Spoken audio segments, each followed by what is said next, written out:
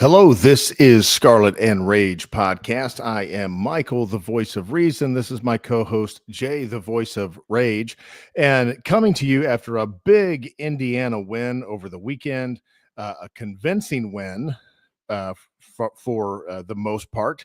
And Jay was in attendance there at Ohio Stadium in Columbus, Ohio.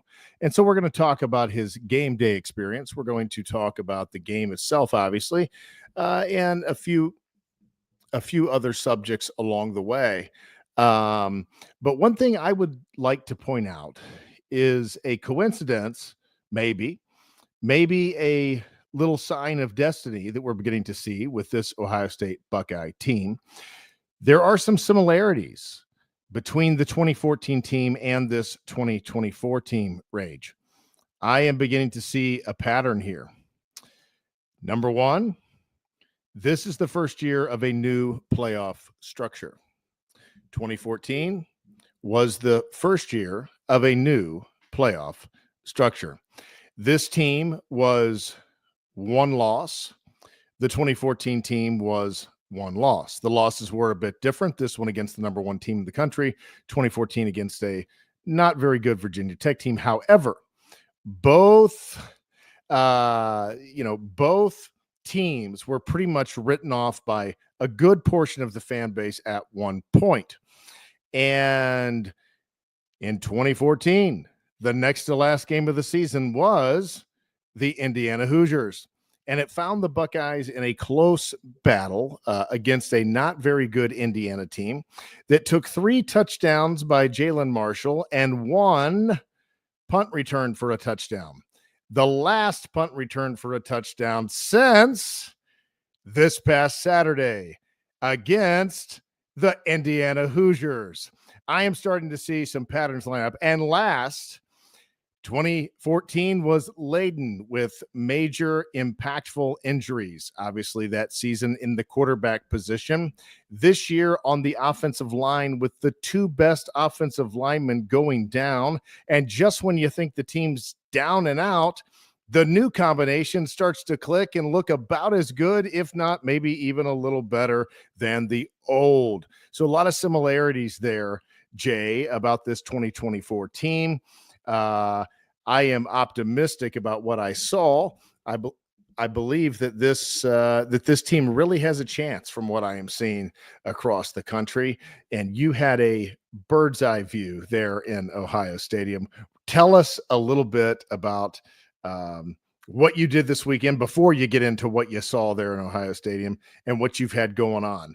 I've teed it off for you where we're going, Rage, in this show. How you doing today? And how was your trip to Ohio?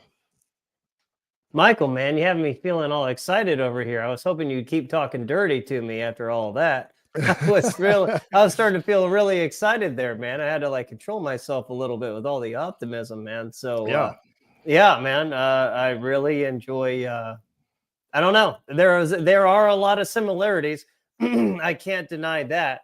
So yeah, so I let you know that I would actually head to Ohio over the weekend. It was a fun trip.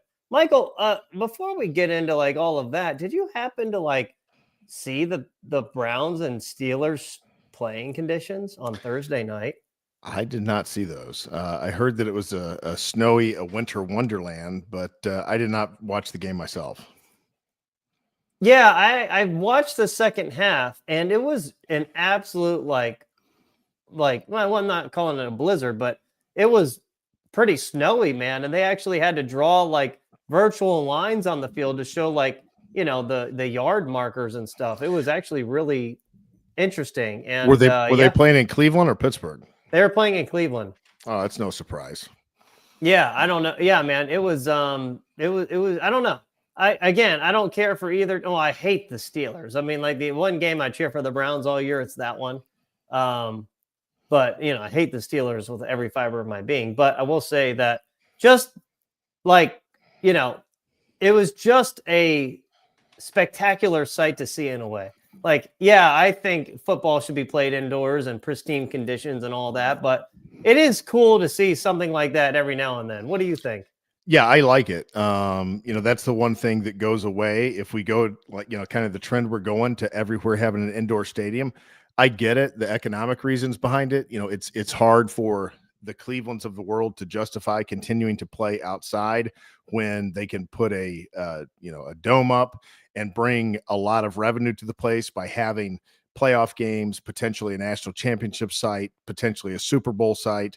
It's just a lot of revenue that you lay on that you leave on the table, and a lot of publicity for your city by continuing to have these types of games. And we won't be having these types of games in Cleveland for much longer. However, I do think it's cool. It's something I'm kind of going to miss, the old hard nosed, tough, Midwest NFL games in, late November, December, and January, and some of the weather that you see with those. It's not going away anytime soon. So I do know that they are going to build an indoor stadium. I think we already discussed this on one of the shows, but not too far from where you previously lived, right? Correct. Yeah, just about 5-6 miles. Okay, well, more indoor stadiums in the Midwest is good because that's going to lead to games for the Big Ten and Ohio State that are quote unquote neutral site games like Georgia gets in Atlanta or Auburn gets in Atlanta. Yeah. Teams nearby. And that's just going to lead to more opportunities there for the Big Ten and Ohio State. We have Indianapolis, we have Minneapolis. I guess we have Detroit too. So that's going to be 4 stadiums. And then Chicago, what do they have? Chicago does not have one. There is talks of Chicago having one. So there's, Soldier Field is kind of a sacred cow there in Chicago. And so they don't know if they can truly move away from that. They've looked at putting a roof on Soldier Field. I think it would be extremely expensive is what they found. Maybe not the best way to spend the money. But there is talks about potentially a dome in Chicago in the future. I see. Well, I mean, even having 4 states, I think the Bengals actually want to move to an indoor stadium too. The Bengals just got a quote on closing in Paul Brown Stadium. It was just over $1 billion to put a retractable roof on the current stadium. So that's one option. And I guess they're weighing that option versus maybe building a brand new stadium for 1.4 or 5 or 6 billion. So I don't know what they're going to do, but they're certainly looking potentially to try and put a roof on things in Cincinnati as well. I see. You know what needs possibly upgrades too, Michael? And you were there this year. I was there. I guess I didn't get that great of a look. I mean, but everyone keeps complaining about Ohio Stadium, man. I know we're kind of venturing off course here, but a lot of problems within Ohio Stadium. Just from an infrastructure standpoint, it's real old and everything is old and just needs refurbished and all that and redone. And I know it's not going to last forever, but I don't really know what you do there. I just don't know. I don't know. I think it probably needs remodeled on the inside and stuff like that. But I don't know. Really I think if you throw $300 or $400 million at something, surely you can come up with something that looks pretty good, Jay. I mean, just put $500 million into the stadium, and surely they can figure something out to make it better. Yeah, I mean, Ohio State has got so much. Yeah, they've got so much fucking money, man. I don't know. I never want to get rid of Ohio Stadium because it is the most historical stadium in the state of Ohio, and it's not even close. So we just need to figure out maybe upgrading it, modernizing it more. That's really it. I think they should try and keep it in place. I know they went 25 years ago, they did that whole remodeling and stuff, added more seats, but then they took away some seats for more, press box, loge seating and stuff, bullshit, but whatever. Yeah. But it's interesting when I got to Ohio, Michael, apparently you guys had great weather all the way up until Thursday. Get into town is when it starts snowing and it's cold and it's cloudy and gray. We've been having fantastic weather, Jay. It had been beautiful. It had been sunny every day and in the 60s, like just gorgeous weather. I didn't know if I was in Southern California or Southern Ohio. And then you come into the state and, all of a sudden it gets cold and gloomy. How is that? I come from the sunnier states, man. You think I would be bringing the sun with me. It doesn't seem to. Ohio knew that you were not convinced or sold yet on this Buckeye team, and it just kind of brought a Yeah. damper when you entered into the state. But now I believe you're feeling a little bit more sunny in your disposition, and it was beautiful again today. It was in the upper 50s and not a cloud in the sky hardly. So I looked at the Columbus radar today, man. It was 62 here and 45 there and cloudy still. So I don't know. I mean, you are in Cincinnati. You are farther south than Columbus. Yeah, we had a high of 56 today. I see. That's Cincinnati, beautiful Cincinnati weather. But yeah, man, I went to the basketball game on Friday. They played an overmatched Campbell team. They won by a lot. Took my son to his first game. He got a certificate.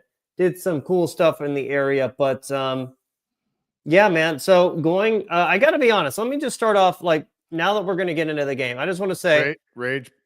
Before you get into that, let's acknowledge that we've got some talk going back and forth here between Buckeye fans and Michigan fans here on this Michigan week. We've got Jacob Evans hating on us as usual, saying that hope we think it's a super easy game and that we lost to the only good team that we've played with equal talent, that I need to slow down. Shane Cup with against the number one team on the road by 1 point. That's a W on a neutral field. Move on. Your team is trash. All right. So we've got some back and forth going on there. I love it, man. I love it. It's rivalry week. Rivalry week. Hey, everyone. I just want to say right now, I'm not trying to clickbait or anything. We are not going to be previewing Michigan on this show. This is a full Indiana recap. We're going to talk about some around college football and stuff. But don't you worry. On Tuesday night, Michael and I are going to be live. Full Michigan preview. Tell your friends, tell your family, tell everyone to tune in and to subscribe, and hit the bell for notifications so you will never, ever miss a video by us. Michael. Yeah. And it's right? Yes. And it's going to be prime time. This is going to be an 8:00 start time. So it'll be our first prime time. So look for that earlier in the evening on Tuesday night. I'll be off site in Tennessee. I'll be out of the Buckeye State. So using a friendly another podcaster studio, yep, right? Yep. All right. Hey, by the way, Shane, buddy, Michael actually said that at the very beginning of the episode. What you just said on a last time we returned a punt for a touchdown was 2014 against Indiana. Michael just completely went on. If you rewind to the first minute, Michael completely went in on the similarities between this year and that year. Yep. Slip and Skippy says he gets to meet Braxton Miller in Perrysburg, Ohio on Wednesday. Cool. Awesome. Great Buckeye Braxton Miller. Maybe another omen there, meeting one of the big injuries of the 2014 team on this 2024 soon to be national championship season. What do they say? The Buckeyes win a national championship once a decade. This might be that next one time. All right, let's get into it. What do you got for us? Well, let's start at the top, shall we? We will start with Will Howard. Michael, you were running out of superlatives for Will Howard right before we got on here. I will say he had a very efficient game. I really wish they would throw the ball more with him. I'm not sure when he had his first. I think his first completion was actually the deflection for the interception that Jelani Thurman kind of had in his hands. I mean, it was tight coverage. He was under pressure, stepped up in the pocket, let it go. Indiana closed quick, but he also really wasn't under any pressure. Indiana, I said before, they're not a pressure team. But yeah, Will Howard. Oh man, you know what? I never even got into I know this is off topic, but the stadium was loud as fuck. Applause to the stadium. Round of applause for the stadium. It was actually very loud. I was very surprised how loud it was before we get back into Will Howard. I just want to say, Michael, the stadium was very loud. I would say, yeah, just one of the louder crowds I've been to in my career going to Ohio State games. Perry Ellison is a little bit more on your side of the aisle, Jay. Or I don't know. Maybe you're coming over to the light side. I'm not sure. I can't tell. Maybe we'll find out as this episode goes. But Are you talking about me? Or are you talking about Perry Ellison? I'm talking about you. That you might be coming over to the light side. But Perry is still struggling a bit to see this as a championship team being able to go through the gauntlet of Oregon +3. Fair question, Perry. That's the debate, and that's what is up for stake here as these last weeks of the season close in. All right, let's get into this Indiana game. Yeah. So what are you? I mean, I kind of gave my thoughts on Will Howard. Will Howard. I am now totally of the camp that we need to be throwing the ball 30 plus times a game. Like, why are we 21 for 26? Why aren't we 26 for 33 or 25 for 33 or 27 for 35? Why are we not throwing the ball more when that clearly is the most effective part of our offense right now? I know that, the run is important and that it needs to be there, but I just feel like Will Howard needs to throw the ball 30 times.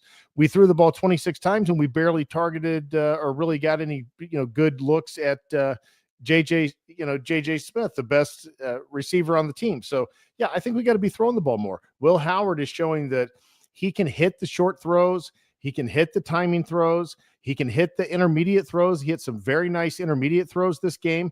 Not a great deep ball thrower, but you got to use what you got. I mean, you've got Carnell Tate. You've got Jeremiah Smith. You've got Emeka Ibuka, who is actually, Jay, very close to becoming the leading all-time receiver at The Ohio State University. That's kind of hard to believe. But he is. He has a chance to obtain that this year, especially if they make a deep run into the playoffs. They got all kinds of weapons out there. Use them. That's all I got to say. Will Howard has shown that he can make throws that need to be made in big games. And he showed a lot of moxie out there again, escaping pockets. That one throw that he made on 4th and 10. Wow. What a gutsy throw early on in the game. Will Howard is just showing that he does have that little competitive edge that makes him more effective and a little more dangerous than his talent level. I couldn't agree more. Will Howard gets the absolute most out of his talent that he can. I've already described everything, but there was a throw late in the third quarter. It was to the sideline to Jeremiah Smith. I think it was like 3rd and 25 or something. And then they got into like 4th and 10 to kick the field goal. But I think either to Jeremiah Smith, I think it was to Jeremiah Smith, but you could see right there that Will Howard's arm strength is just not there to play in the NFL, because that pass, it took a long time to get there. And I watched it on replay on TV. You don't really notice these things as much in person because they're so bang, bang. But Indiana was playing so soft on our receivers, man. They knew they couldn't hang with us, but they're not a team that pressures a lot. They weren't a team. They were everything that I said they were in the breakdown.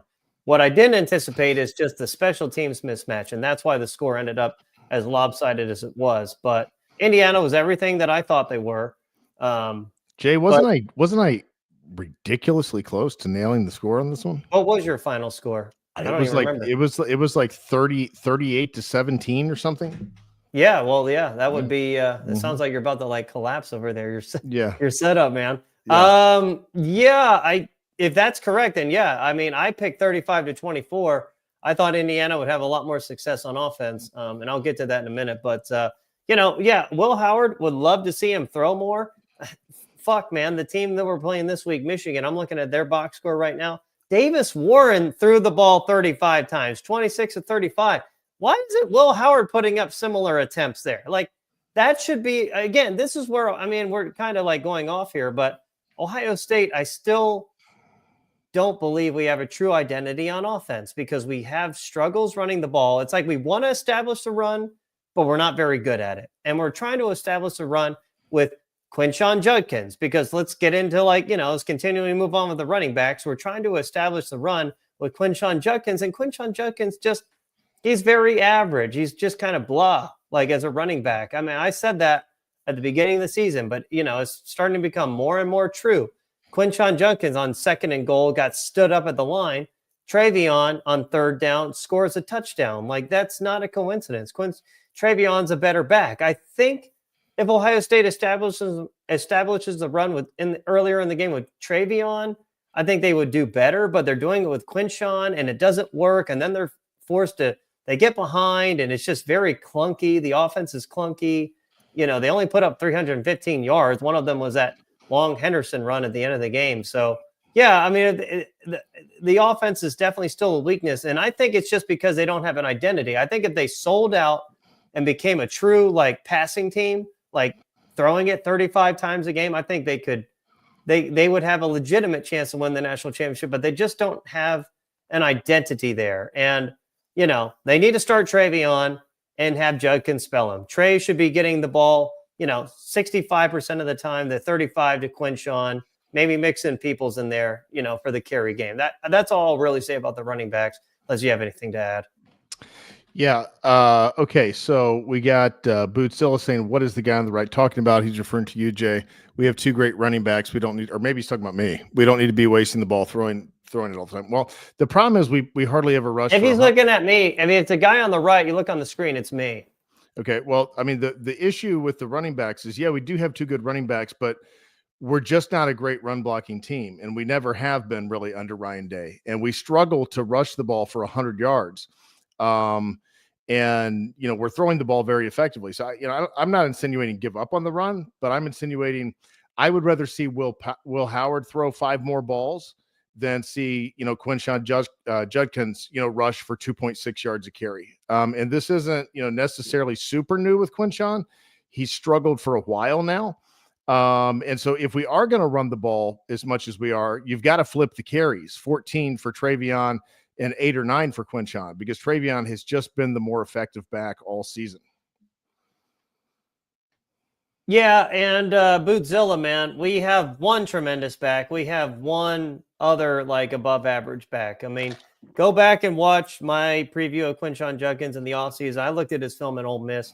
He just lacks explosion. I can't really describe it. I don't know how he was an all SEC back, but he was. Yeah, I don't know. He's just not, he doesn't have the it factor. Travion does. Travion Henderson is the 2nd best back in the country behind Ashton Genty. So, I've been pretty clear on that. And Quinshon's a solid back. I mean, he's got 759 yards, 5.6 yards a carry, but Travion's at almost, I believe, 7 yards a carry. I don't have it in front of me right now, but he's definitely been more effective consistently throughout the course of the year. Yeah. 7.6 yards a carry, and he's got the same production in 40 less carries. So I mean, it's clear that at this stage in the season, Travion, his load management's been extremely low, only 98 carries this entire year through 11 games. It's time to go ahead and let him run the ball 13, 14, 15, 16 times if we're wanting to establish that running game. Yeah. I mean, I don't know, man. You're right, Bootzilla. He led the SEC twice in rushing yards. I don't know if I know he was all SEC. I don't know if he led the league in rushing yards, but it's definitely an enigma there. I can tell you that. He just doesn't quite seem to have it. And again, you can't tell me by watching the games right now that you believe he has it. I know they're trying to say that his ankle was taped last week from Purdue. Well, what about, again, the Oregon game and other games? What is the excuse there? Because he really didn't impress. He fumbled the ball against Oregon. But again, that's it about the backs, man. Nothing else to be said. You want to learn more about the backs, listen to our events from other episodes. One more thing on that, Jay, is Judkins, had a great season as a freshman. He was getting, almost over twice as many carries throughout the season there as he's had so far this year. However, his sophomore year, he only averaged 4.3 yards a carry. He got a lot of carries and had 1,158 yards. So, there were some signs of a lack of explosiveness, even going back to last year, even though he had a tremendous freshman year. So, yeah, you're right. He is a bit of an enigma, but it's clear that he's kind of lacked that fifth gear explosion this year for the Buckeyes. Yeah, I don't know that he's ever really had it. I mean, I don't know how many. I mean, I think his sophomore year at Ole Miss, or no, his freshman year at Ole Yeah. Miss was better than his sophomore Yeah, he year. had 1,500 yards versus 1,100, and he had about 275 carries both Yeah, he looked seasons. a little bit like quicker, faster his freshman year on film. On film, I'm like, okay, that's pretty good back. And then his sophomore year is like, it's not quite the same guy. Wide receivers, great game when we use them. You have three guys that you just cannot play in man coverage. I mean, that goes for pretty much any team in the country outside if you have maybe Will Johnson out there. Indiana played very soft out there. They didn't do anything I wasn't expecting. They knew they couldn't match up with us, but I don't know that they can really match up with many people out there. I know they had that corner Pons. He was pretty impressive in coverage. Actually did a pretty good job on Jeremiah, but he was like their only guy. They had no answers covering Carnell and Emeka Ibuka. Like Will Howard had that one play action on 4th and 1, and Indiana, the guy didn't really create any kind of contact with him, didn't try and get him off his break or anything, and it was just a quick, easy 20-25 yard gain on a deep crossing route. So they couldn't match up, and Indiana was a really small team. I mean, they're really small. They're very well coached. They call a good game plan if it, as long as they're not completely bombarded with talent against them. But yeah, man. Anything else to add with the receivers, Michael? No, this was just kind of a case of like last weekend. We were talking about the Tyson and the the Miocic specifically. We all kind of knew that Miocic was probably outgunned, but some people overthought it. Like, oh, maybe he'll come out at 42 and really be ready to go. Nope. Turns out John Jones was just a lot better, and that's what we said about this game. Like they're outgunned at every position. There's nowhere they line up that they have a higher rated recruit. And maybe in a few positions you can make up for that and have guys developed, but you're not going to develop that across the board. And so it showed. They were just outgunned. They've had a great season. They've had a nice story, but the Buckeyes showed that they were just a far superior team. Yeah. Offensive line, great in pass blocking in this game. Not so much in run blocking.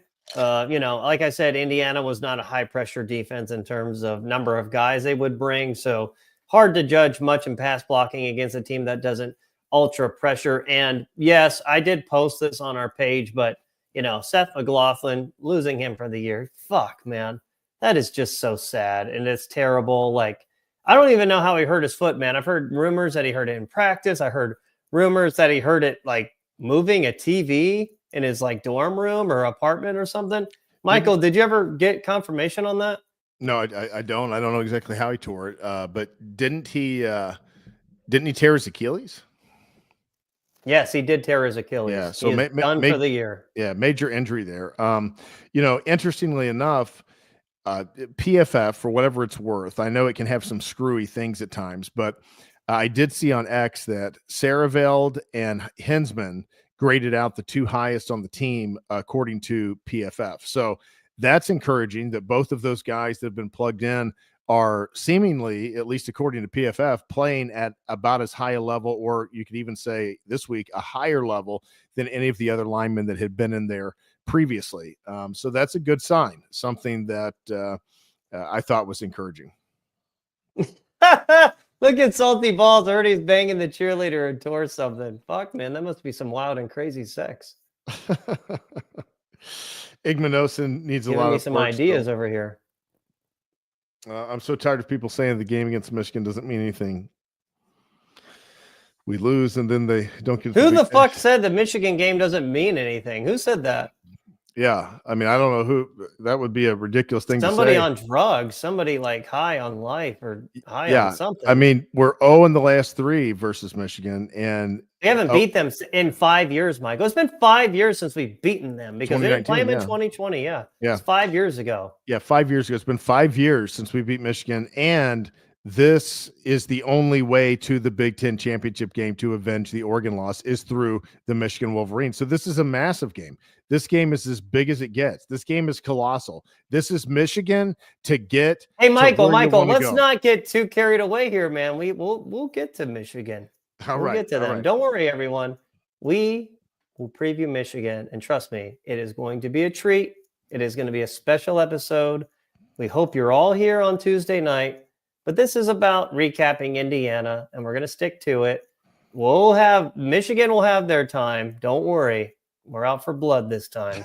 Not that we're not always, but we're coming. But they're coming too. I got to be honest, Michael. Michigan looks really good right now. They really do. They're playing their best ball of the year. I'll leave it at that. Defensive line against Indiana. We got some sacks because of the blitzes. Still don't get much pressure, rushing only 4, but Tui Malau did explode once for a sack when they only rushed 4, I believe, in the third quarter, which was very, very encouraging. Tui Malau looked like the 5-star that, he was, that he was coming out of school, top 5 recruit. He finally looked like it. Defensive tackles, though, need to be more disruptive against the run because, and I'll get to that, but Indiana had a lot of success running the ball with their 2 backs. The stats don't show it, but the backs did very well. Yes, they did rage at and this was the saving grace for the Buckeyes is they got after that quarterback and had 33 negative yards against him. And, this defense looked confident for the first time that I've seen all season. It looked pretty fast. I won't say it looked lightning fast, but it looked pretty fast. It looked aggressive. Jim Knowles was definitely sending people. There were times it almost looks like he sent the house, and he was getting home. And maybe this is the Jim Knowles defense. Maybe this is what he was hired to do. And it really was Ryan Day hampering him. Maybe it is true that the 2022 team just didn't have the talent to run the Jim Knowles defense. And Ryan Day has handcuffed him for the last year and a half. And now he's running his defense and he's dialing up blitzes and he's getting pressure and he's getting the other team off schedule. All of it to me is positive news. The defense wasn't perfect, but as a whole, when you have the big negative plays, you have some wiggle room to not be as good in some areas. And so I hope that, that's probably definitely not the best offensive line they're going to see for the rest of the season. However, they did look good. They did look aggressive and they looked overwhelming at times.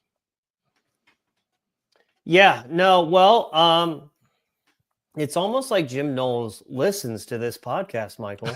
It's almost like he does because I have been beating that drum for a while that Ohio State should be sending at least 5 guys every single fucking play because we have the talent to do it. We have the speed to do it. Our secondary, it fucking sucks. So, I am of the inverse. Like, how a lot of people like to drop everyone when the secondary sucks and try and give them help? Fuck, man, I'm blitzing and making sure they have less time to cover out there. I know that they at least have some speed and athleticism, especially against a bunch of 5'9" and 5'10" guys from Indiana. I would hope they could stay with them a little bit. Mm-hmm. So, Knowles has finally taken up and listened to me and blitzed like his fucking life depends on it. Because let's be real, Michael, he will be fired after this year. Yeah. If he doesn't fucking do better in big games. And I continue to say this was not a game to judge Ryan Day on. It wasn't a game to judge Jim Knowles on. That will come, but it wasn't this game. We'll see down the line when they play a team with like talent. Indiana's not like talent, so you can't judge them. Am I happy with the performance? I am. Are there still a lot of problems with this program and team? Yes, there are.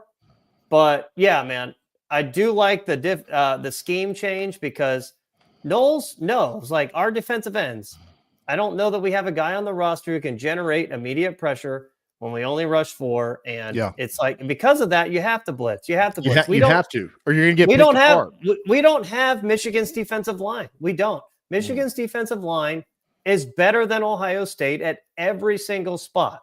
The Michigan counterpart is better than Ohio State's guy. And I'm not kidding. I've seen Michigan play, and we'll talk about it, but their defensive line, 1 through 4, at least their starters, are all better than the opposite of the Ohio State guy. Yeah, I'll take your word for it. I have not looked into the Michigan D-line enough to know. I know they got some good tackles. I know they've got a talented D-line, but I don't know theirs. Both of those tackles are first rounders. Okay. Well, then that tells the story. If they've got 2 first-round tackles, then yeah, that's definitely far more than what Ohio State has. But Ohio State has a good defensive line. And so it's solid. Mhm. I don't know that I would call it good. They don't create enough disruption, only rushing 4. And so I think that, with the extra pressure that they're bringing, you're seeing that our defensive backfield actually is pretty good when they're not having to cover guys forever because we can't get any pressure. I mean, a lot of defensive backs look bad when the quarterback has 4 seconds to sit there and diagnose what's going on. Yeah, all positives on the steps for the defense. Does this tell you that we can go out and we can shut down a Georgia, or that we can go out and we can hold an Oregon to 24 or 25 points? No, it doesn't really tell you that. But what it does tell you is that the scheme is moving in the right direction and things look far better now than they did even 3 or 4 weeks ago. I tell you what, man, I'm looking in the comments right now, and Salty Balls is actually making a lot of sense. He's not really saying anything that's I believe is not true. Outside, I don't know that Ryan Day's a liberal. Do you think Ryan Day's a liberal? I don't know. I don't know. I would say it's 50-50. He talks like a soft bitch sometimes. Well, yeah, I think he's yeah. I don't know if he's a liberal or not, but yeah, I do think that he does really struggle to understand the game. I think he looks at the game as a big pain in his ass, as opposed to, looking at the game, the way that Urban or the way that Tressel did. I just think that he knows he has to win it, but I don't think he necessarily feels Holy it. Fuck. Look at Salty Balls going undercover, man. You see that? Registered Democrat. Well, okay. Well, that tells us that explains some things about some of the approach. Yeah, Urban Meyer and Jim Tressel were fucking conservative shit, and Jim Harbaugh for that matter. Yeah. Well, yeah, that explains a lot. I was actually talking to my dad about that, and I said something. It's amazing he just mentioned that, because I made some kind of comment over the weekend about, Ryan Day's from fucking New Hampshire, man. Like, you can leave New Hampshire. Does New Hampshire leave you? Right. Yeah, no, I mean, there's some similarity in that Northeast hard nose, and Midwest hard nose, but Day doesn't really seem too much of that variety for the most part. Hey, Salty Balls, if you could, man, put it in the chat. Send us the link and I'll look at it right now. That's actually interesting. But Jay, I did like Day's demeanor with this game, and I like the way he handled this game and approached this game. And I will say, did you happen to notice his comment on the Pat McAfee show? Yeah, I did. I like that. I do like that. Wow, that was like the best Ryan Day statement comment he's ever made. Yeah, it didn't come across cheesy like no. Where's Lou Holtz? I don't know where Lou. That was terrible. That was awful. I was not happy to be an Ohio State fan that night. I thought that was embarrassing. But this I thought was good. I thought that was appropriate. And I thought he went into the game. I think sometimes in the past he has over respected teams that he shouldn't. Like, he has maybe been too cautious and too respectful of this team, when in reality he had a much more talented football team. He just needed to take the brakes off and let them go and let them wear this team out over 4 quarters. And I feel like he did that much more in this game. I don't feel like he went out there. I feel like they went out there with a chip on their shoulder. They didn't go out there like kind of fearful and trying to feel them out. They went out there ready to. They were in the first quarter. They were a little fearful in the first quarter. That first couple drives, I'm like, what the fuck are we doing on offense? Yes, but that's what I'm talking about, is there's that mentality. That doesn't matter. We're just going to keep coming at this team because they are not going to stop us for 4 quarters.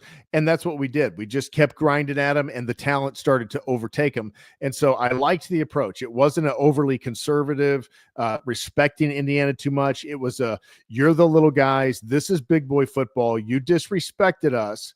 You were kind of trying to talk smack like you were going to beat us, and we weren't really that good. And you're on our home field, and we're going to show you exactly how good we are. And, I liked it. I liked the mentality. I thought it was one of the tougher mentalities of a Ryan Day coach game that I can remember. Yeah. I will say that, to add on to that, I've been consistent in my thoughts of Ryan Day. Mm-hmm. Michael, I don't think Ryan Day has a Michigan problem. I just think he has a big game problem against like talented teams. You could put anyone out there of like talent, and he's going to just coach very tight. And outside of the Georgia game for the first 3 quarters, because in the fourth quarter he became tight Ryan Day again. But yeah, I would say for the most part, and Clemson 2020. I'm sorry, Clemson 2020. He had a great game as well, and those are really the only two. But again, like what? It seems to me, he had this top 5 monkey on his back, and you and I both know there's still a monkey on his back to an extent. However, oh fuck yeah. However, the Penn State win, now the Indiana win, both of them were ranked 5th, or 4th or 5th or whatever they were. And so, they are both top 5 wins. Are they both top 5 teams? I don't know. Penn State might be. They might. I mean, I didn't think they were, but Penn State might actually be a top 5 team.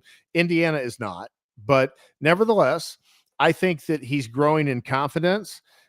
Getting these wins. I think he's growing in determination a little bit. He's not seeming to he's not seeming to turtle up the way that he has in some seasons in the past when things got tough and things got tight. It's like Dave just turtled up and it was like, where'd he go? What happened to Ryan Day? And I didn't see that in the Penn State game when we got down 10-0 early.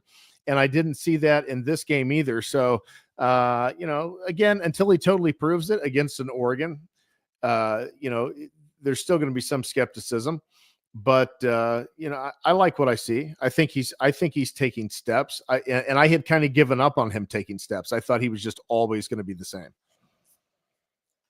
Very astute and very well thought out, Michael. Yeah, man. Well, let's hope people can change, man. People can change. You can be a Democrat and you can see the light. Look at Elon Musk. Look at Joe Rogan. The Salty Balls in the chat now says lives at. Okay. Yeah, I'm not going to read his address on here. Yeah. Good grief. He is a registered Democrat, man. That seems pretty accurate. Wow. That is again, you could be a registered Democrat. I mean, this voting cycle and turn it around. So, yeah, crazy stuff, man. Linebackers, Michael, I will say best game of the season from them. Cody Simon missed a little too many tackles for my taste, but Alex Stiles played a good game. He actually tackled and wrapped, and Indiana threw that one pass to the flats, and I was watching it, and he closed very well. Not much else to be said there. I'll move into the secondary. The secondary did fine. Not a lot of film, though, because Indiana just didn't have the time to get the ball down the field because, Curtis Rourke was under pressure every single time. Like, Curtis Rourke actually throws an accurate football, but damn, he was just running and, under serious pressure every fucking drop back. Yeah, Egbenosen, turn your fucking head, man. I love the physicality. I love that he's like in press coverage. He's like our only corner that ever presses. I love press coverage, and he's our most athletic corner, and he can run with these guys. But fuck, man, just turn your fucking head around, dude. You can be handsy, but turn the fuck around. Denzel Burke, I don't know that they really ever threw at him, but again, they didn't have time to throw. They didn't have time. So, kind of an incomplete grade there on the secondary. Mm-hmm. Yeah, man. Anything to add for the linebackers and secondary, Michael? No. I mean, no, I think you covered it. I was just trying to find some stats here, but for some reason I'm not bringing them up. But no, I mean, I was very pleased with the secondary. Of course, they were greatly helped by all the pressure that was getting home for the Buckeyes. But I mean, they looked good. I was a little bit concerned about our secondary in this Indiana pass attack because the Indiana pass attack has looked very sharp and very efficient. And I can see why, because I mean, you could see why they were well coached, and what they do, they did it very well, but Ohio State was just able to disrupt it.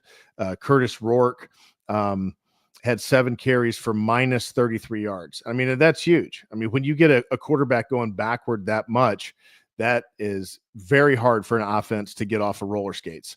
And, at the end of the day, they were overpowered, they were overmatched, and now the Buckeyes, got to move on and see if they can take on a tough and gritty opponent in the Michigan Wolverines. I know we're not done with Indiana, but I was just kind of concluding some thoughts on the game there. One thing that usually well, it doesn't go unnoticed. It kind of goes without saying, but dude, special teams played their best game of the season. Yeah. Oh, yeah. Yeah. I mean, we actually kicked a field goal. Now, granted, it wasn't a pressure kick, so I don't really judge the kicker on that. He made it. The team as a whole did not feel so freaking passive and bland the way that so many Ryan Day coach teams have felt. Like they've always felt like just kind of reactionary and bland. Like they didn't have any juice. They didn't make those exciting plays. They didn't swarm on defense and make blitz. They didn't, return punts for touchdowns. They didn't, block things. But, the special teams were actually a negative. The special teams helped the other team in many cases over the last few years. So, yeah, it was just a totally different looking team. I hope that they have caught something that, will keep burning as they try to make this run, which is going to be quite the gauntlet, starting with Michigan. Yeah, no, for sure, man. And then Caleb Downs. Wow. Mm-hmm. That was one of the best punt returns I've seen from an Ohio State punt returner since Ted Ginn. Like his spin move, being able to change directions at blink of an eye. And then he had good speed to be able to outrun Indiana. He's not a super burner, but he's got really good speed. He played running back in high school for he played both ways for basically big time Georgia 7A football for, the big school, Georgia champion in 2022, which is just impressive. Yeah, salty balls. You're absolutely right. But what I'm saying is this was better than anything Jalen Marshall did or anyone before that outside of maybe Ted Ginn. That was a Ted Ginn level punt return. That was amazing. And did you notice anything about Caleb Downs when he was returning that ball? Maybe this is just me, but I just wondered if you noticed. He did the peace sign. Well, yeah, that. Did you notice anything about his equipment? No. What about his equipment? He had much bigger shoulder pads than most guys you see carrying the football today, and rightly so, because he's a defensive player. He's making a lot of tackles in the run game, but he had, usually guys with shoulder pads, as big as Downs, play an offense. You got to go back a few years, to find that. So that's one thing that I noticed is that, he clearly had bigger shoulder pads. And it almost kind of was hard for me to tell how fast he was going, but it looked like he had really, really good straight on speed. No, absolutely, man. Again, he's a dynamic athlete, top 5 player in the country. He absolutely looks like it, man. So yeah, great on the special teams. Just to recap this game, I will say going into the game, man, Indiana fans, great people, by the way. They're not our enemy at all. I honestly was really cool with all the Indiana fans. Where our season tickets, my parents' season tickets are near the visitors area. But man, it seems like the Indiana fans, even before the game, they're like, don't beat us too bad. None of them actually believed they were going to win. Yeah. I'm you guys are undefeated, have only had one close game all year, and you're saying don't beat us too bad. It's almost like they knew that this was too much for them. Yeah, I think so. Obviously. Yeah. And they were right. They were right. Man, oh man. So yeah, I just little surprised about that. Yeah, just I will say this. I hope heading into the chaos of college football before all that happened, it was this game, and I did get worried and I talked to the Indiana fans around me, was that Indiana might get knocked out of the playoffs. But I don't think they're going to now after all the chaos that occurred. But I just felt like the narrative was going to be out there. They're like, they just got blown out and the one really good team they played all year. And what does that tell the committee type thing, Yeah, I'm going to make a wild prediction right now, Jay. I'm predicting that not only we've got some people in the chat saying they want Indiana to make the playoffs. I'm predicting that not only does Indiana make the playoffs, but I'm predicting that the Hoosiers win a playoff game in the 2024 playoffs, Jay. So we'll see. Time will tell. They would need to be at home, and it depends on their matchup. I don't want them playing like a really good SEC team. I don't. Well, I'm predicting a win. Well, we'll see who they play. I'm not predicting anything until I see who they play. I'm just telling you, preemptively, I'm predicting the Hoosiers playoff win this year. If they play Georgia at home, they're going to win? Yes, I'm going with Indiana playoff win this year, regardless. If they play Notre Dame at home, they're going to win? Yeah. Tennessee? Yes. Anyone? Anybody. Okay. It doesn't matter to me. I'm predicting Ohio State. They're not going to play Ohio State. I know. Michael, just, one last thing. There were some concerns by me in this game. And to be honest, I just want to make it very clear, Ohio State did what they needed to do against Indiana. Special teams was the difference. Indiana fumbling that snap really fucked them hard. The moment just seemed a little too big for them. But I will tell you this. The two worries I have most are the offense. I said this earlier. We still don't have an identity. And I explained that already. That's a problem. And it really does. It shows itself in our first couple of drives of the game, which, in today's game takes up the entire first quarter. So that sucks. Yeah. And that's why we're getting behind, because I just don't know. I think they want to run the ball, but they can't. So then they're like, okay, well, now we need to score. And then they throw the ball. And it's like they should come out throwing the ball to start the game, not the opposite. And then number two, run defense is very worrisome. Indiana had around 32 carries for 144 yards, and that equated to about 4.4 yards per carry, Michael, from their running backs. I know the total yards, say Indiana had 80 yards of total rushing, but that is including the quarterback sacks, and it's also including the fumbled snap on the punt. So Indiana actually did a very good job running the ball traditionally with their backs. Too much space, too many missed tackles. They were hitting the edge. Our defensive tackles just aren't disruptive enough, man. They're not disruptive enough. And it was, again, Indiana is a good team. They are a good team, and their success was built on running the ball. I said that. They are a team that actually runs the ball more than they pass, even though you would think the formations they have, they'd be throwing more, but their entire offense is built on spreading you out, running the ball from the spread, and then every pass they have is off play action. But again, Ohio State should still be able to stop the run, even with less guys in the box, and they weren't able to do it a lot of the game, and that is worrisome, because I can tell you this, Michael, Michigan is not going to back off running the ball. They will run the ball, and they won't shoot themselves in the foot like Indiana did with a more talented team, and a team that would have beat Indiana by probably 2 scores if they had a quarterback. And I'm just going to leave it at that.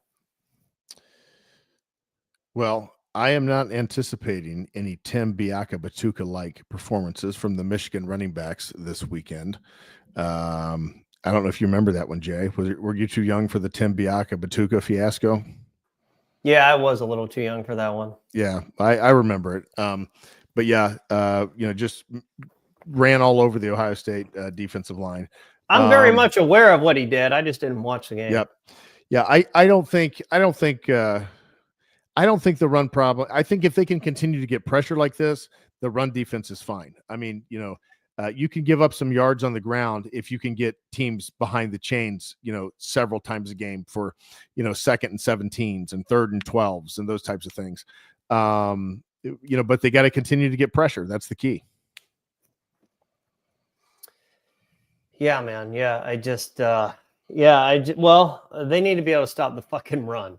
They need to be able to stop the fucking run. Now, I will say, little glimpse into Michigan. They don't run the ball out of the spread like Indiana does and spread you out. So maybe that's a little bit more advantageous to Ohio State there, that things are going to be more jumbled up in there.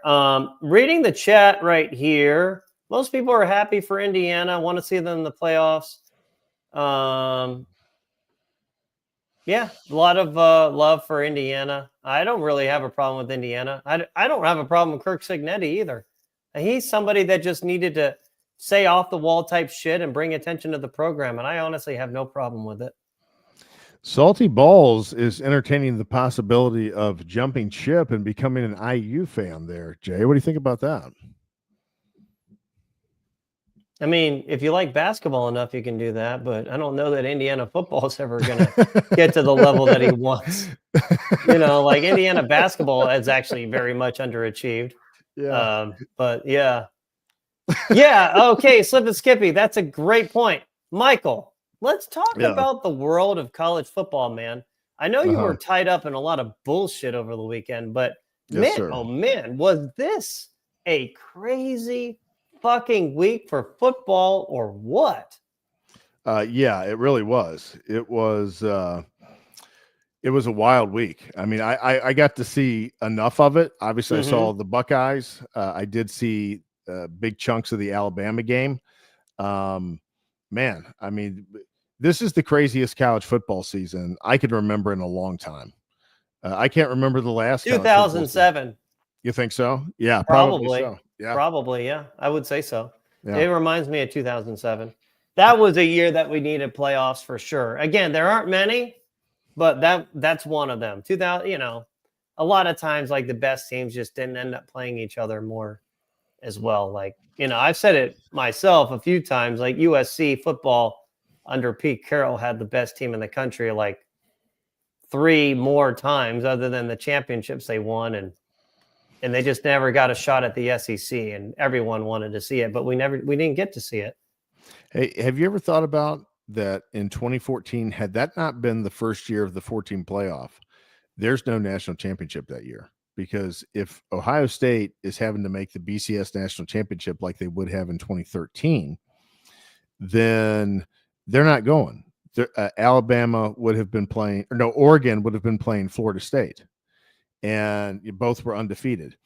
And so they would have been out. But, as it was, they got to play Alabama and then went on to play Oregon and, won the national championship. Was Oregon I wasn't Alabama number 1 because Ohio State was the 4 seed. You're correct. Alabama would have been playing Oregon. Yeah, I just don't. I don't know that any of them were undefeated. I think Florida State was, but they were ranked. Those teams were ranked ahead of Florida State because Florida State was just scraping by every game. Oregon was undefeated that year. Yeah, were they? Okay, I don't know. Alabama finished number 1. I don't know how, but they did. So, Michael, let's just start off. Man, Oklahoma kicked the shit out of Alabama. Just fucked them up. Brent Venables, defensive mastermind. I was talking to a buddy earlier about it, and man, Oklahoma, I don't know how they have such a bad record, but there's a better defense in the country than them. I want to see it because they are just everywhere, man. They create so much havoc because we know Alabama's got an explosive offense, and Alabama didn't even have an offensive fucking touchdown. When is the last time that happened? Yeah, before I get into that, I want to correct Slip and Skippy. You are right. I just looked it up. Oregon did lose that year, so they were actually 13-1 coming into that national championship game against Ohio State. So that's why they were not the number 1 That makes seed. sense because Alabama was number 1. I was like, Florida State was undefeated.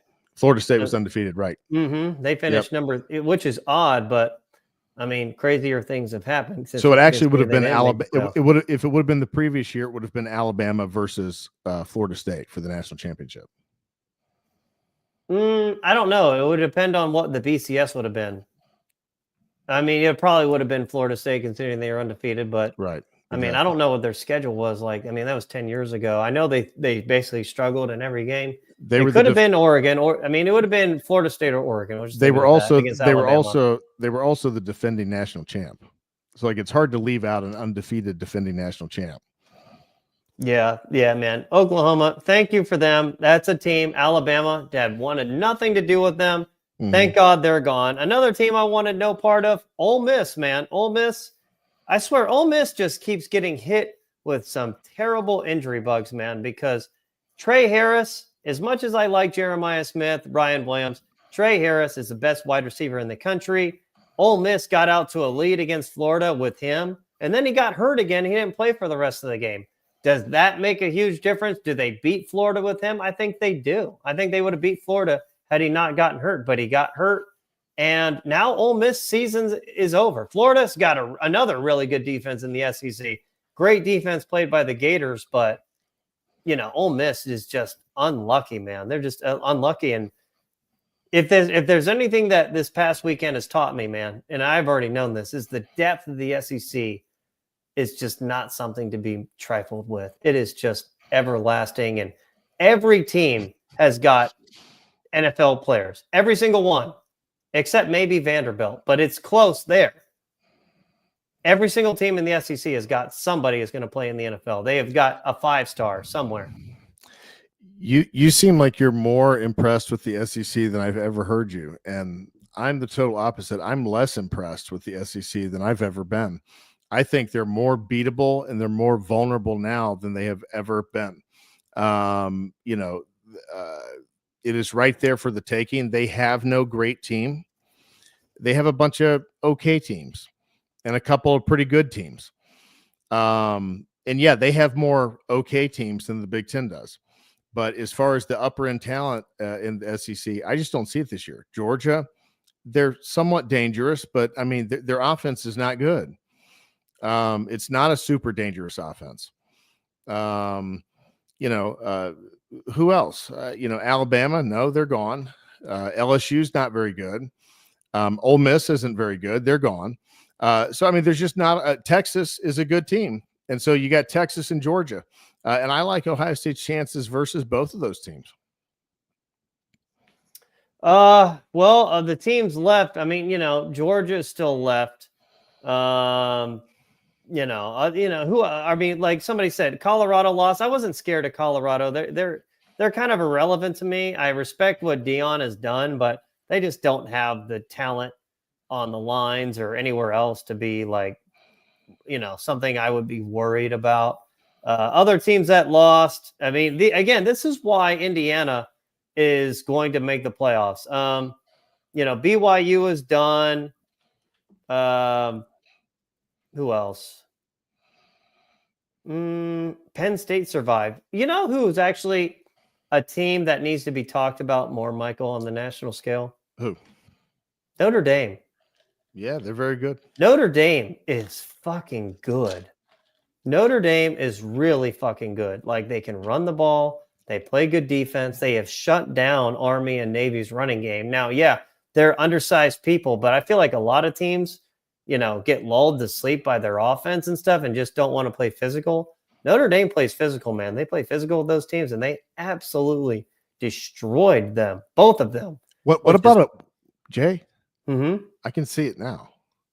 An all-Midwest national championship of Ohio State versus Notre Dame. How awesome! Man, how awesome would that be? That would be the ultimate risk reward. Yeah, win that game, and I would be like multiple fucking orgasms at once type shit. Like, it would be that big. Lose that game, I'm probably hanging myself in my fucking garage. Oh, come on. Goodbye, world. So it's kind of like, it's along those lines, man, because no team do I hate more than Notre Dame. I hate them more than anything. So beating them is like the ultimate bliss, and losing to them is like suicidal thoughts. It's that's how I look at that. Can you believe Notre Dame's one loss this year is to a MAC team? Yeah, I don't know. I don't know how that is. I really don't know how that is. I'd have to watch the game again. I will say this. I think USC is going to push them this weekend. Don't be surprised if USC rises up and beats them either.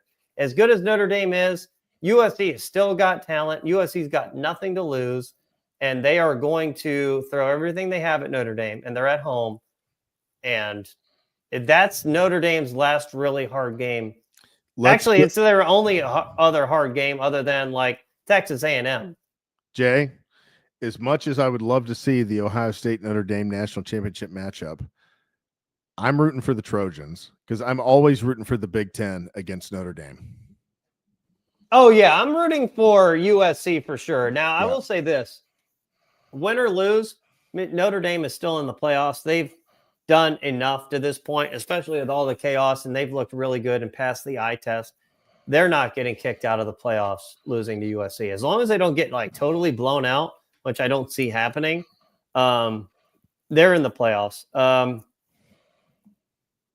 Looking around here, like the rest of the games, Slip and Skippy said he thinks Texas is going to win it all. I'm telling you, man, I just don't see it with Texas. I don't think Quinn Ewers is that good. I would not touch him in the first round. Whoever picks him in the first round needs fired as an NFL GM. He doesn't have that good of an arm. He's really not all that mobile. I think he's kind of mobile in the pocket and stuff, but he's not a great runner. He's not that big. He's just a guy, a little above being a guy. That entire offense is built on the short pass, the screen game, receivers in space and stuff. And Georgia wasn't fucking having any of it. Georgia shut that offense down and absolutely destroyed them at Texas because their offense is just kind of it's overrated. I think Texas's defense is really good, but Quinn Ewers and that offense, they're not that good. So they are overrated. I think they could win a game in the playoffs, but I don't see them making it past the quarter. Or I don't see them making it to the championship game. I think they would lose in the semifinals. I agree. They're a very good team, but I still see them very much out of the mold of a Big 12 team. They still feel a lot like a Big 12 team to me. And, they certainly don't. Georgia scares me more, I think, than Texas does. But we shall see. The Buckeyes got to get through the mighty Wolverines and the Oregon Ducks before we get a crack at any of those other ones. Now, remember, we don't play Oregon if we lose to Michigan. No, I know. Because if we lose to Michigan, then Penn State's going to the Big Ten championship. Yeah, that's what and then if Penn State and Ohio State lose, then Indiana's going. Yeah, that's why I said they got to get through the Wolverines. Yeah, no, for sure. SMU is picking up steam right now, and I would like to be on SMU's bandwagon, but here's the thing: SMU have avoided all the two best teams in the ACC, aka Clemson and Miami. We'll see what they're really about, because the reason why I say that is their only loss on the year was at home. They lost at home to BYU, and we've seen BYU get exposed now. BYU is solid. They're not great. So that's where my hesitation with SMU comes in, because the ACC is not very good. Terrible. It's not terrible, but it's not very good. They're a bunch of they have a bunch of solid teams, and I think they also then have Miami. And then a step below them is Clemson. But, that's it. They're just a bunch of solid teams. And for that reason, I'm just not sold on SMU. I don't believe they're going to beat Miami. But Miami having to come up here to Charlotte in December, it's going to be cold. And Miami does terrible in the cold. So, I don't know. Is that going to be the definite ACC championship game, Miami versus SMU? I think SMU has to win this weekend. I don't know who they play, but they have to win. And if they win, they're in. Clemson does not control their destiny. SMU has to lose. Okay. I don't know who they play, but SMU has to win to get in. Miami is in. They're already in. you've seen Dabo has been campaigning that this can't be the SEC and Big Ten Invitational. I did see that. I thought that was funny. Yeah. Well, no, he didn't say that it can't be. He just says that's what the playoffs are. He's like, the playoffs are basically the Big Ten SEC Invitational. He's not wrong. Yeah. He's not wrong. But you know what? I don't know. Play in a better conference, man. I don't know what else to tell you. Go leave the ACC. I mean, the ACC. The Big Ten's looking to gobble up its next couple. Who's it going to be? Is it going to be Florida State? Is it going to be UNC? It's going to be Florida State and UNC. You know, they're looking to gobble up a couple when these programs get tired of not getting any respect. Speaking of North Carolina, man. Speaking of North Carolina, there's been some recruiting news, Michael, coming out and about. Number one offensive tackle in the country, top 5 player, Providence Day High School. The offensive tackle from there visited Ohio State over the weekend. Did you happen to know that? I did not. David Sanders Jr. David Sanders Jr. I don't know. Visited Ohio State over the weekend. It was kind of like kept under wraps, but apparently there was contact made this past Wednesday. And I don't know what's going to happen there. There have been rumors and stuff that he could flip, and I don't know. But I will say this, for him to come up to Ohio State on his own dime and stay from Friday until what they're saying is Monday morning, that means something.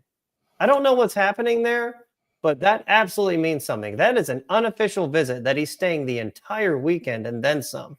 So that is some big-time news right there in the recruiting world. Not so good news. I don't know if Naeem Alford, the corner from like just outside of Auburn, Alabama, is going to stick. That guy's been committed to Ohio State since like early summer, and now at the last minute he's going to flip. It's always these fucking Southern kids at Ohio State, man, that just a lot of them flip at the last minute to their schools back home, and it's like, fuck, man, why did you accept the commitment from these people in the first place? If there's any inclination at all that you think these kids are going to play the game down the line, don't accept the commitment. Just be like, we're going to keep recruiting you, but I'm not about to accept a commitment from you unless you're willing to sign on the dotted line right fucking now. Yeah. Or are you ready to sign right now? No? All right, then fuck off. Right. Yeah. Hopefully we don't lose them, and hopefully the news about this weekend is true, and that there is some possibility of getting a big flip there. Yeah. Yeah. Well, I don't know if anyone's predicted him to flip. They just think there's a possibility. But you don't think there's any way that Ohio State funneled him some money after he got up here? I mean, I'm sure they're trying to. I don't know they've given him money yet. They got to know that he's actually going to commit. I would assume there's some kind of some kind of paperwork somewhere like, hey, we're going to pay you this. You have to not only commit, but you got to sign. Yeah. Which, if he does do that, he was using Tennessee this entire time and basically selling merchandise and stuff throughout the process. But, man, that's the fucking thing with NIL now, man. Yep. It's just, it's a sad world. It's a shitty world.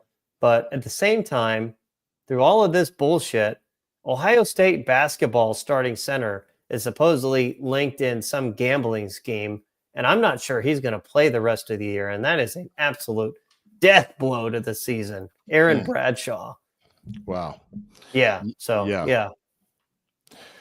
Well, you got anything else before we wrap this thing up? I don't have anything else, man. We have to lock it in for Tuesday. Chat, let us know if there's anything else you want us to discuss real quick. Other than that, like, subscribe, tell a friend about this show. We're going to be live on Tuesday, breaking down the Michigan game. We're both excited over here. Michael, how excited are you from Michigan week? I'm ready to go, man. Can't wait till Tuesday. Yeah, me neither, man. Like I said earlier, Michigan is, they figured it out. I have to look at the film against Northwestern. I didn't look at the game too closely, but Michigan is, they're starting to figure it out. And Shane, here's the thing. I don't really care, off topic, people are saying Georgia struggles against other teams. We know what Georgia looks like against the best. It's almost like Death Battle on YouTube. I don't look at teams at their worst. What are they at their best? That's how you got to look at them, because in the playoffs, you have to expect everyone to be at their best. So Georgia at their best, who can beat them? That's what you got to ask yourself. I don't care that they struggled with fucking UMass. Ohio State almost lost to Nebraska at home. So it is what it is. You have to look at teams at their best. And Georgia at their best, I don't know that anyone can beat them outside of Oregon right now. And that's the only team that I think could beat them. Michael, I don't have anything else, man. That's it. I think the Yes, Buckeyes, you should tell Braxton Miller about this podcast. Tell anyone. I think the Buckeyes would beat him, Jay. I think the Buckeyes would take down the mighty Bulldogs. But yeah, of course you do. That's it. That's all we got. Thank you guys for tuning in. Appreciate you, and we will see you Tuesday.